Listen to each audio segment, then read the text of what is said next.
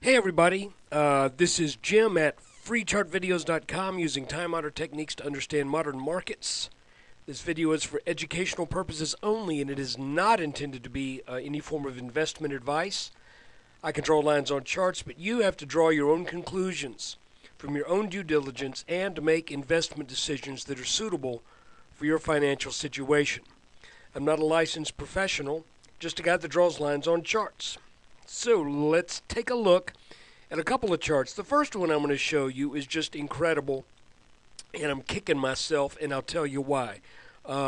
Anyway, let's take a look.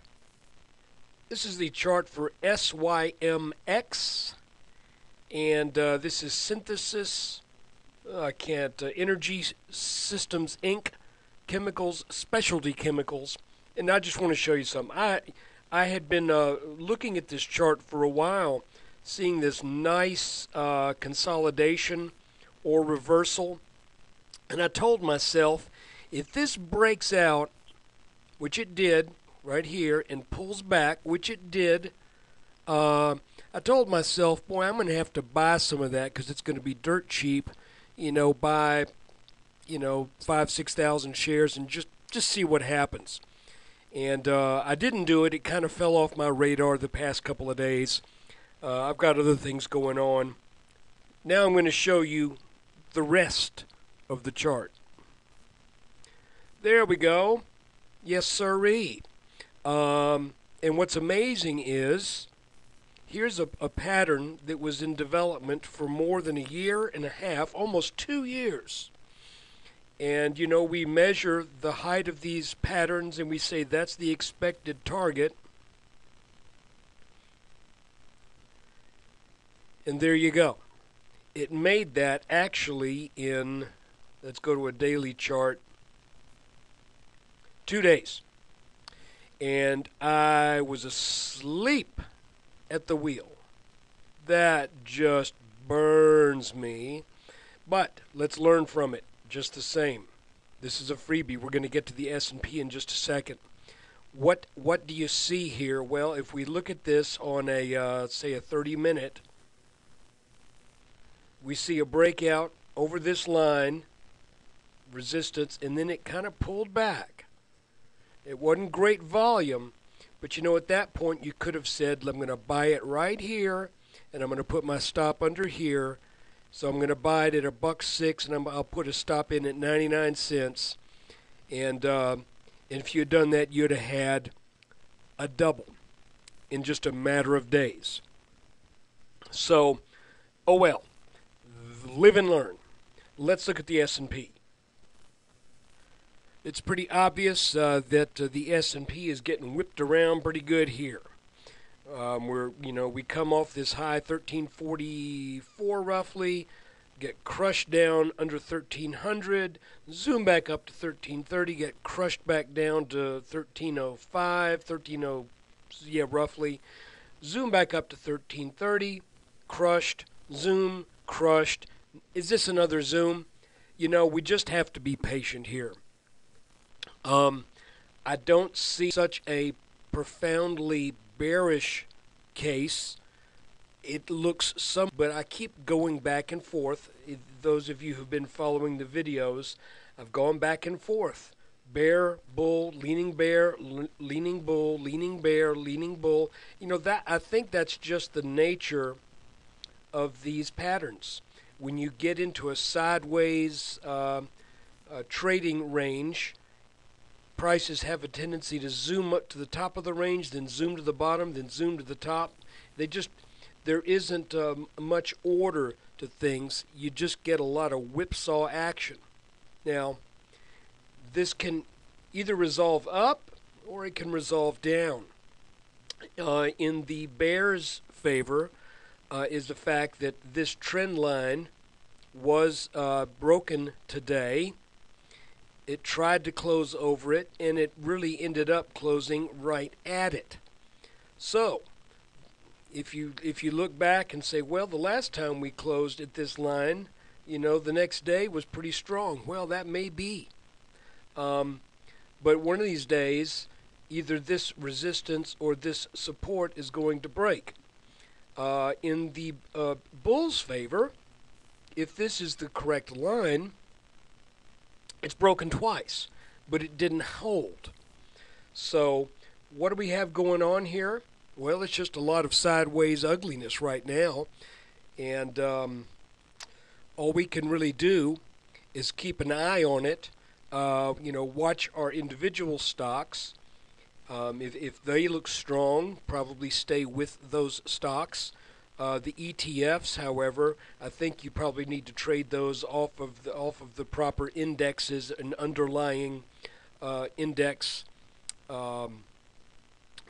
not funds, but just the different indexes. So if you're in TNA, you need to trade off the Russell.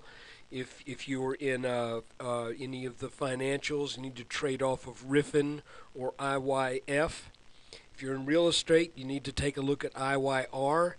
But so right now we are at the bottom of the range. Temporarily broke out of the bottom, but again, I remind you, we temporarily broke out of the top. So what does that mean? Well, we've talked about this before, where you end up with kind of the for every action there is an opposite and equal reaction when you get into this kind of a pattern. So this blew out of the top, and when it came back down, maybe it's going to blow out of the bottom, and maybe it's going to resonate back up. So I'm not horribly bearish right now, but obviously I'm more bearish than I was on Friday. And I've gone back and forth with, depending upon whether it looks like we're getting ready to break out or we're getting ready to break up. Truth be known, this line right here held. Where does that line go? Well, it goes back to 1, 2, 3, 4, and what appears to be 5 touches. However, if this line breaks, I think I can say without reservation that that is clearly bearish. And the reason would be is this overall pattern would kind of look like 2 left shoulders ahead and maybe 2 right shoulders, or maybe this goes sideways up here a little bit more. But if this breaks, then this looks to me like this is a complex head and shoulders top, and the minimum target of this would be, again, depending upon if it breaks and where it breaks, the minimum target would be approximately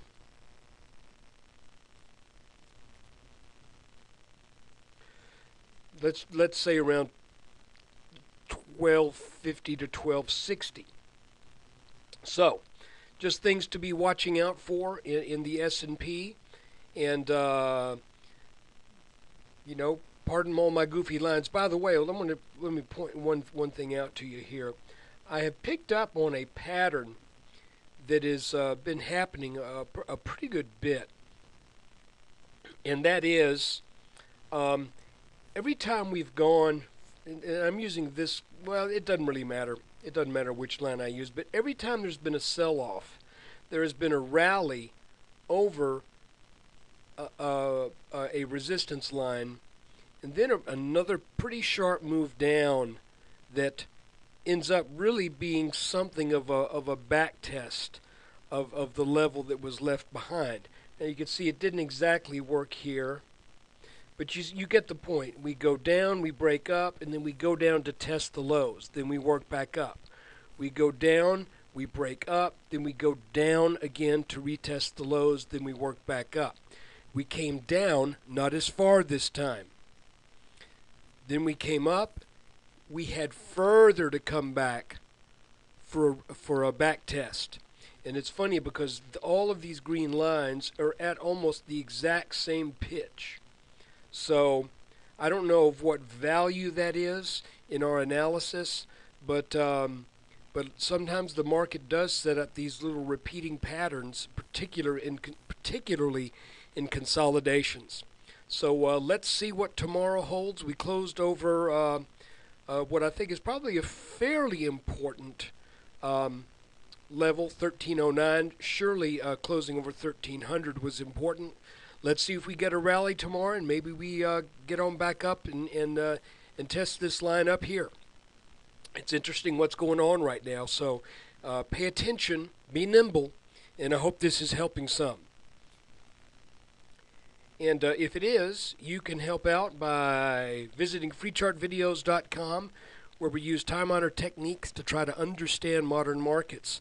I still have a special video that I've prepared for anyone who wants to donate $10 or more to the cause. The link is on the website. I went long in one of the stocks that is on that list. I've got, actually, I'm long in 2 of them right now, as of today. So if you want to participate in that, please do. If not, that's fine. You know, the S&P stuff, and there's lots of other free charts as well. So, but anyway, I just thought I'd let you know that that video has 4 stocks and 1 ETF that I looked at, or not really an ETF, but I looked at the Russell. But that was last week, and the Russell really was weak today. So forget that part. But if you want to take a look at a few stocks that might be interesting, you might want to do that. Anyway, your call. Thanks, and there'll be another video tomorrow.